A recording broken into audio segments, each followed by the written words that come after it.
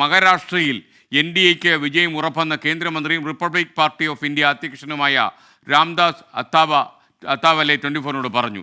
മറാഠ സമുദായത്തിൻ്റെ പിന്തുണ എൻ.ഡി.എക്കുണ്ട്. ഇന്ത്യ സഖ്യം വിജയിക്കാൻ പോകുന്നില്ല. നോൺസെൻസ് മാനാണ് സാം പിട്രോഡ എന്നും Ramdas Athawale.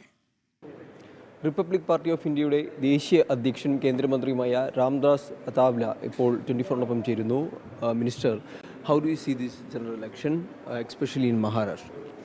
In Maharashtra, the Mahayuti and NDA is also fighting very strongly against that Mahavikas Aghadi, India Aghadi, and on the leadership of Honorable Chief Minister Eknath Shinde-ji, Deputy CM Devendra Fadnavis-ji, Ajit Pawar-ji, and RPI. There is a very strong alliance of NDA there in Mahayuti there.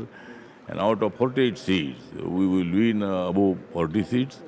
And the atmosphere is also very nice atmosphere. People are also supporting Narendra Modi's leadership. Because last 10 years, we developed the country, and therefore the people are supporting Narendra Modi's leadership. R Achuthan ഡൽഹിയിൽ നിന്ന് വിശദാംശങ്ങളുമായി ചേരുന്നു. Achuthan, good morning, പറയൂ.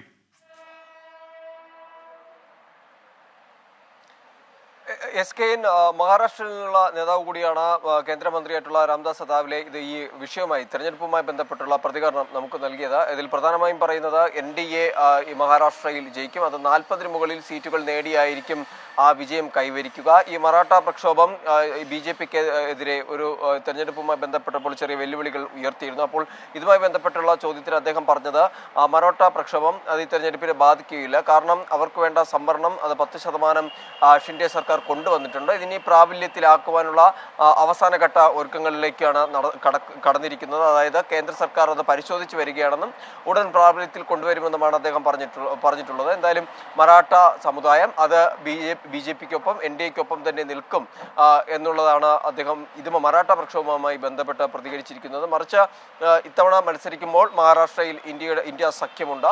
അപ്പോൾ അതുമായി ബന്ധപ്പെട്ടുള്ള ചോദ്യത്തിന് India സഖ്യം വിജയിക്കുകയില്ല. പകരം 400-ന് മുകളിൽ സീറ്റുകൾ ഇന്ത്യ ഒട്ടാകെ NDAക്ക് നേടുവാൻ കഴിയും. മഹാരാഷ്ട്ര അത്തരത്തിലൊരു നല്ല വിജയം ഇതിനായി സമർപ്പിക്കുമെന്നുള്ള ഒരു പ്രതികരണമുണ്ടായി.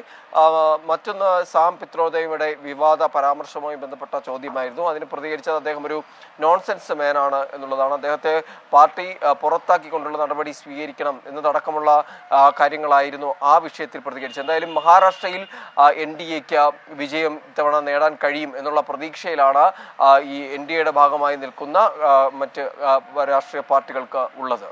SKN. Thank you, R Achuthan.